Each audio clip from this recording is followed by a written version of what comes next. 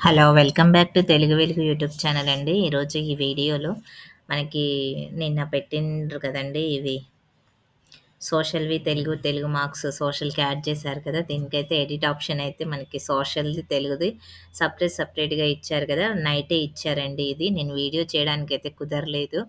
అందుకనైతే నేను ఇప్పుడైతే వీడియో చేస్తున్నానండి. అందరూ చేసే ఉంటారు బహుశా. నైటే చేసేసేసుకుంటారు.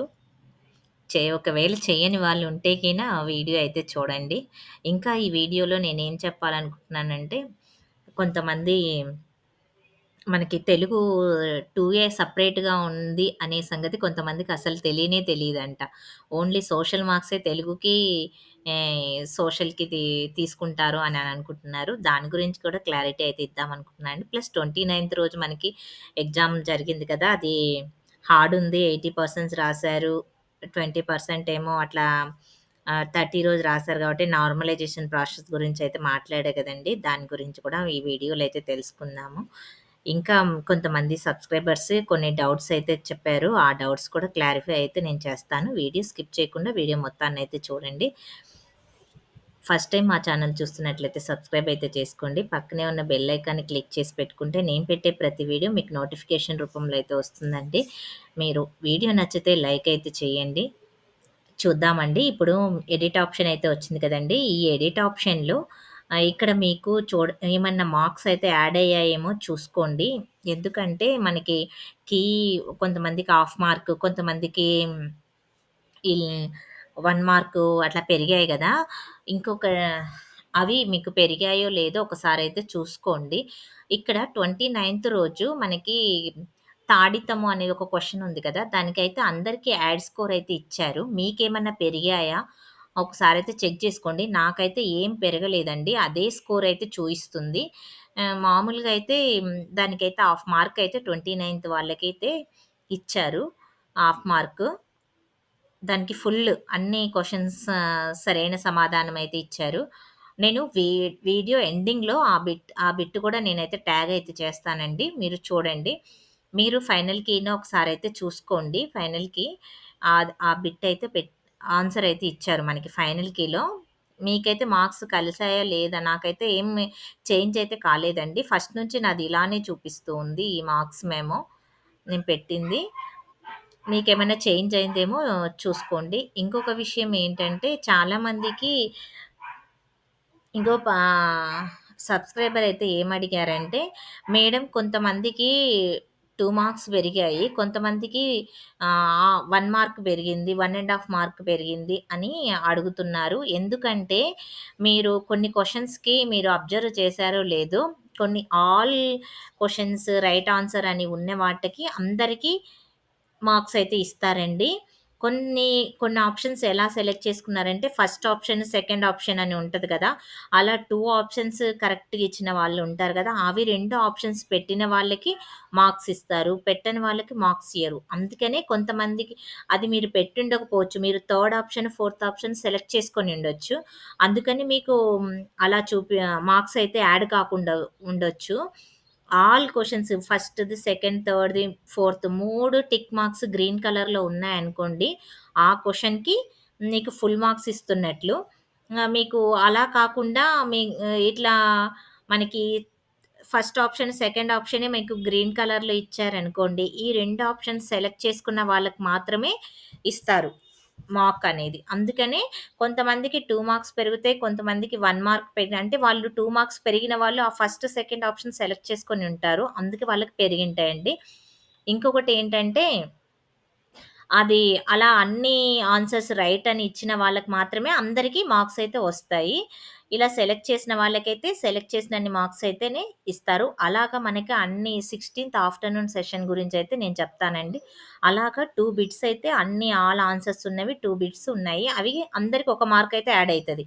మిగతా వాటికి ఏమైతుందంటే 2, 3 అలా థర్డ్‌ది, ఫోర్త్‌ది ఆన్సర్ కరెక్ట్ అలా ఇచ్చారు. అలా అవి సెలెక్ట్ చేసుకున్న వాళ్ళకే వస్తాయి కాబట్టి అప్పుడు ఎవరైతే సెలెక్ట్ చేసుకున్నారో వాళ్ళకే ఆ మార్క్స్ అయితే ఇస్తారు. ఇదైతే క్లారిటీ అయితే మీకు అయిందనుకుంటున్నానండి. ఇంకొకటేంటంటే ఇప్పుడు దీంట్లో సోషల్‌ది, తెలుగుది ఎవరిది వాళ్ళ హాల్ టికెట్ నంబరు ప్లస్ ఇక్కడ మార్క్స్ అనేవి కరెక్ట్‌గా ఎంటర్ చేయండి. మీరు సోషల్ సబ్జెక్ట్‌కి సోషల్‌దే ఎయండి. ఇవి కూడా ఎక్కువ మీకు మీరు ఇన్ని టెట్‌లు రాసారో 2 ఆర్ 3 ఎక్కువ రాసారనుకో, దేంట్లో ఎక్కువ స్కోర్ వచ్చిందో ఆ స్కోర్‌ది సోషల్‌ది వెయ్యండి. ఇక్కడనేమో లాంగ్వేజ్‌దేమో లాంగ్వేజ్, ఈ లాంగ్వేజ్ అనేవి 2018 నుంచయితే వచ్చాయండి ఇది. 2018 నుంచి లాంగ్వేజ్ వాళ్ళని సెపరేట్ అయితే చేశారు. సబ్జెక్ట్ వాళ్ళకి సెపరేట్ అయితే పెట్టడం అయితే జరుగుతుంది. ఈ లాంగ్వేజెస్‌కి సెపరేట్ చేయడం వల్ల ఈ లాంగ్వేజెస్ 2A అనైతే ఇస్తున్నారు. ఈ లాంగ్వేజెస్ వాళ్ళవి లాంగ్వేజెస్ మీకు ఏ టెట్‌లో అయితే ఎక్కువ స్కోర్ వచ్చిందో అవి మార్క్స్, హాల్ టికెట్ నంబరు ఇప్పుడు కరెక్ట్‌గా అయితే ఎంటర్ చేయండి. ఈ సోషల్ సబ్జెక్ట్‌కి ఏమిటంటే, సోషల్ సబ్జెక్ట్ వాళ్ళు మీరు 2011 నుంచి మనకి టెట్ అయితే వచ్చిందండి. 2011 నుంచి మీరు పేపర్ 2 స్కూల్ అసిస్టెంట్ వాళ్ళైతే పేపర్ 2 క్వాలిఫై అయితే ఉండాలి. పేపర్ 2 క్వాలిఫై అయిన వాళ్ళు మాత్రము మీకు ఏ టెట్‌లో అయితే ఎక్కువ మార్క్స్ వచ్చాయో, ఆ టెట్ స్కోర్ అయితే ఇక్కడ ఎంటర్ అయితే చేయండి. కరెక్ట్‌గా ఆ ఇయర్ మీకు ఎక్కువ మార్క్స్ వచ్చిన TET hall ticket number plus ఇక్కడ మార్క్స్. ఇవి ఒకవేళ మీకు ఏ టెట్‌లో ఎక్కువ మార్క్స్ వచ్చినాయని తెలియకపోతే మీకు ఏపీ టెట్ అని వెబ్‌సైట్‌కెళ్ళండి. నేను ఆల్రెడీ వీడియో పెట్టానండి ఎలా చూసుకోవాలి అని. నేనెప్పుడు అప్లికేషన్ వచ్చినప్పుడే నేను వీడియో చేశాను. అట్లా కన్‌ఫ్యూజ్ అవుతారు. మార్క్స్ దేంట్లో ఎక్కువొచ్చాయో తెలీదు అని చెప్పేసి నేను వీడియో గూడా చేశానండి.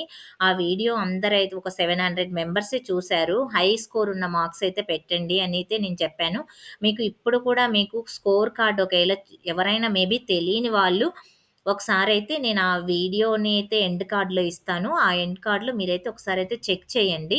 మీ స్కోర్ ఏ టెట్‌లో హై స్కోర్ వచ్చిందనేది అక్కడ మనకి ఇయర్ ఇస్తారండి. మీరు ఏ టెట్‌లో హై స్కోర్ వచ్చిందనేది స్కోర్ గూడా ఇస్తారు. అదైతే మీరు నోట్ చేసి పెట్టుకోండి. నోట్ చేసుకొని అది ఇక్కడ క్లియర్‌గా ఇచ్చేయండి.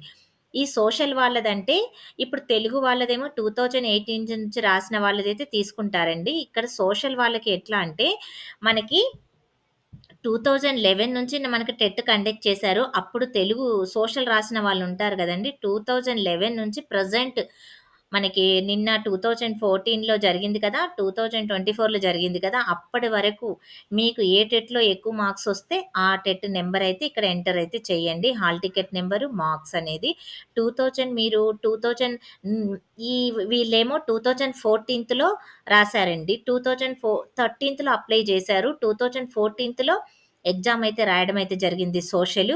ఆ హాల్ టికెట్ నంబరు అదే మార్క్స్ అయితే ఎంట్రీ చేస్తారు. అవి పాతవి మీరు ఎప్పుడు ఇంగ టెట్ రాయకుండా ఉన్నా గాని, మీకు అప్పుడు ఫస్ట్‌లో 2011, 12, 13, 14 మీకు అప్పుడేమన్నా ఎక్కువ స్కోరొస్తే ఆ హాల్ టికెట్ నంబర్ గూడా తీసుకుంటారండి. కొంతమంది ఏమంటున్నారు, కొంతమందికి డౌటు.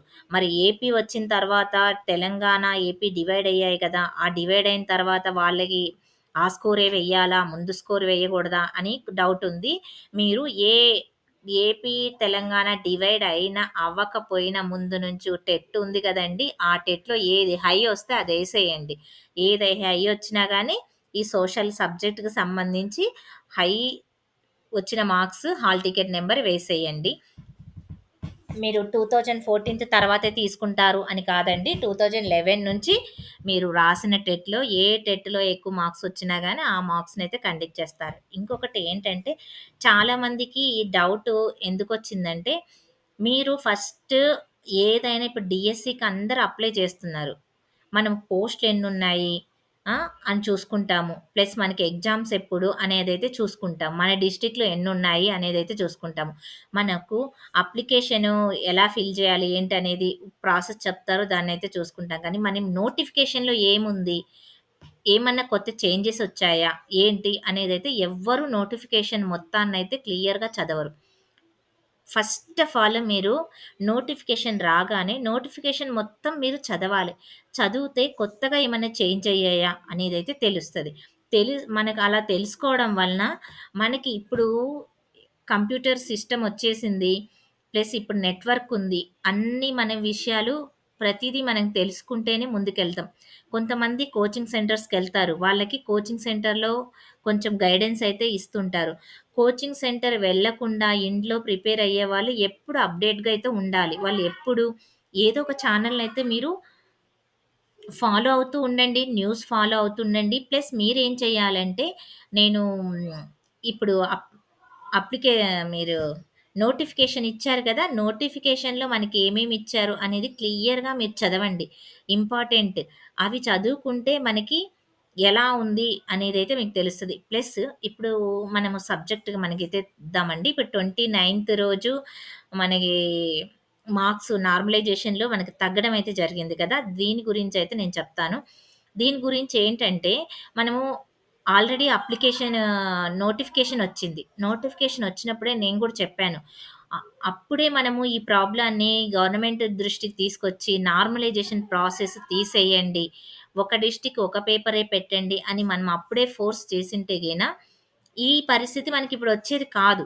ఎందుకంటే అప్పుడు మీరు చేశారనుకో, అప్పుడే మనము ఇప్పటికైనా మించిపోయింది లేదు. నేను ఇప్పటికైనా వెళ్లి మీరు మాన్యువల్‌గా మీరు రిక్వెస్ట్ చేయండి. రిక్వెస్ట్ చేసి అప్లికేషన్ ఇస్తే మనకు ఈ ప్రాబ్లమ్‌ని సాల్వ్ చేస్తారు అని నేను చెప్పాను. ఇప్పుడు మనం అదే ముందే మనం అప్లికేషన్ ఇచ్చింటే నోటిఫికేషన్ వచ్చినప్పుడే ఈ ఈ నార్మలైజేషన్ ప్రాసెస్ మొత్తాన్ని తీసేసేవాళ్ళు. ఎందుకంటే తెలంగాణలో ఈ నార్మలైజేషన్ ప్రాసెస్ ఉండడం వలన చాలామంది నష్టపోతున్నారు అని చెప్పేసి తెలంగాణలో రీసెంట్‌గా జరిగిన డీఎస్సీలో తీసేశారు.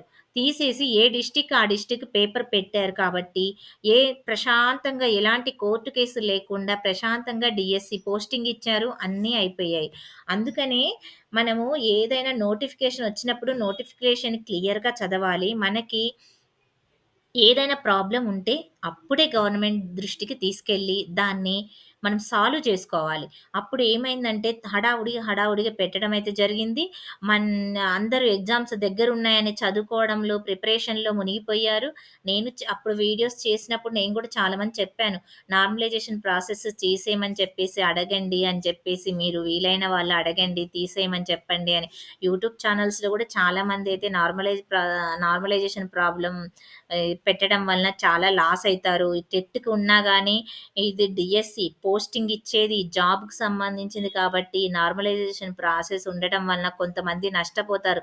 ఇక్కడ మెరిట్ స్టూడెంట్స్ గూడా నష్టపోతారు నార్మలైజేషన్ ప్రాసెస్ వలన. ఇదేంటంటే ఆ సెషన్‌లో హై స్కోర్ ఉన్న వాళ్ళని ఒక 20% తీయడము, ఎవరు ఎక్కువ చేశారు అని తీయడము, ఇలా తీసి ఇది చేయడం అనేది ఎంతవరకు కరెక్ట్? ఇది ఒకటి మీకు ఆ రోజు స్టూడెంట్స్ ఇంతమందున్నారు. అన్ని సెంటర్స్‌ని పెట్టండి. అన్ని డిస్ట్రిక్ట్‌లలో మీరు సెంటర్స్ ఉన్నాయి కదా! ఒకటే రోజు కండక్ట్ చేయండి. అలాంటప్పుడు మీరు నార్మలైజేషన్ పెట్టకుండా అన్ని డిస్ట్రిక్ట్‌కి ఒకటే సెంటర్ పెట్టి అందరికి ఒకేలాగా ఎగ్జామ్ పెట్టేస్తే ఈ నార్మలైజేషన్ ప్రాసెసే ఉండాల్సిన అవసరం లేదు. ఒక సబ్జెక్ట్‌కి ఒకే రోజు పెట్టండి. ఎక్కువ సెంటర్స్ తీసుకొని పెట్టండి. ఒకరికి ఎక్కువ మార్క్స్ ఒకరికి యాడ్ అవ్వడము, ఒకదానికి యాడ్ అయినాయి కానీ, ఈ వచ్చిన మార్క్‌లో కూడా మళ్ళా 2 మార్కులు వాళ్ళకి యాడ్ చేసి, మన దాంట్లో మైనస్ జేయడం అనేది కరెక్ట్ కాదు కదా! అందరూ కష్టపడ్డారు. అందరూ రాస్తున్నారు. ఇప్పుడు జాబ్ అనేది కొంతమందికి డ్రీమ్. కొంతమంది అందరికీ డ్రీము. ఎంతో కష్టపడి 8 ఇయర్స్ నుంచి వెయిట్ చేస్తూ ఉన్నారు దాని కోసము. డీఎస్సీ వస్తది, రాస్తాము అని. అదే అండి ఏదైనా మనము ప్రాబ్లమ్‌ని ముందే సాల్వ్ చేసుకోవాలి. లాస్ట్ వరకు పెట్టుకున్నామనుకో, లాస్ట్‌లో మనం ఆ ప్రాబ్లమ్‌ని సాల్వ్ చేయనీకి రాదు. సరే ఇప్పటికైనా పోయిందైతే ఏం లేదు. మనమైతే మెయిల్ చేసాము. ప్లస్ అక్కడికెళ్ళి ఎవరినన్నా ఇయ్యమని గూడా మనం రిక్వెస్ట్ చేసాము. ఆ గుంటూరు, విజయవాడ, మంగళగిరిలో ఉన్న వాళ్ళు డీఎస్సీ ఆఫీస్‌కెళ్ళి రిక్వెస్ట్ చేసుంటారు. మనకి నిన్న చేసిన దానికే ఇప్పుడు మనకి సెపరేట్ అయితే చేసి మనకి ఎడిట్ ఆప్షన్ అయితే ఇచ్చారు కాబట్టి, ఈ ప్రాబ్లమ్ గూడా సాల్వ్ అవుతదని దేవుడినైతే ప్రార్థించండి. నేను కూడా మీకోసం అయితే కోరుకుంటాను. ప్రాబ్లమ్ సాల్వ్ అవ్వాలి. సరే మనకు మార్కులు కలవకపోయినా మన మార్కులు ఉన్న మార్కులన్నా ఉంచినా గానీ హ్యాపీనే గదా! అలాగా ఆహ్, ఈ ప్రాబ్లమ్‌కైతే సాల్వ్ అయితే మనకి రేపు పొద్దున లోపు దొరకాలనైతే నేను గూడా అయితే సాల్వ్ అయిపోవాలని నేను గూడా ఆలోచిస్తున్నాను. ఇది గూడా మంచి జరగాలనే కోరుకుంటున్నానండి. మీరు కూడా అలానే కోరుకోండి. ఏం టెన్షన్ పడొద్దండి. ఒక్కొక్క టైంలో ముందు జాగ్రత్త లేక ఇలాంటివన్నీ మిస్టేక్స్ అయితే జరుగుతాయి. ఈ నార్మలైజేషన్ ప్రాసెస్ అనేది చాలామంది చెప్తున్నారు. అయినా గాని వాళ్ళు వినకుండా ఇది ఇంతకుముందు మనము 2014లో చేశాము, 2018లో చేశాము. ఏ ప్రాబ్లమ్ కాలేదు. సక్సెస్‌ఫుల్‌గా అయిందని కన్వీనర్ గారైతే చెప్తున్నారు గానీ, ఎక్కడా సక్సెస్‌ఫుల్ కాలేదండి. సక్సెస్‌ఫుల్ అంటే మీరు ఇచ్చుకుంటూ పోయారు. వాళ్ళు తీసుకున్నారు గానీ, ఎంతోమంది బాధితులున్నారు దాంట్లో. ఆ బాధితులు వాళ్ళ బాధ అనేది మీకు తెలీదు. ఆహ్, జాబు పాయింట్ లో పోయిన వాళ్ళుంటారు. ఆ నార్మలైజేషన్ ప్రాసెస్ వలన. వాళ్ళది ఎంత ఇదుంటది. ఆ స్ట్రగుల్ అనేది అది అనుభవించిన వాళ్ళకే తెలుస్తది. ఆహ్, ఇదైతే ఇంతే అండి. ఇంకా ఏమన్నా డౌట్స్ ఉంటే మీరు కామెంట్ సెక్షన్‌లో కామెంట్ చేయండి. నేను నెక్స్ట్ వీడియోలో మీకు క్లియర్‌గా అర్థమయ్యేటట్టయితే నేనైతే చెప్పడానికైతే ట్రై చేస్తానండి. ఇంకొకటి చాలామంది అడుగుతున్నారు. మేము డే సోషలే రాసాం మేడం. మాకు ఈ లాంగ్వేజ్ ఇది 2 పేపర్ ఉంటుందని మాకు తెలీదసలకి. మేము అప్లికేషన్ చేసేటప్పుడు మాకు మీరు తెలుగు కూడా ఎలిజిబుల్ అంటే మేము ఎలిజిబుల్ అని చెప్పేసి మేము అప్లై చేసుకున్నాము. క్యాజువల్‌గా ఎళ్లి రాసేసొచ్చాను. ఇప్పుడైతే మార్క్స్ వచ్చాయి.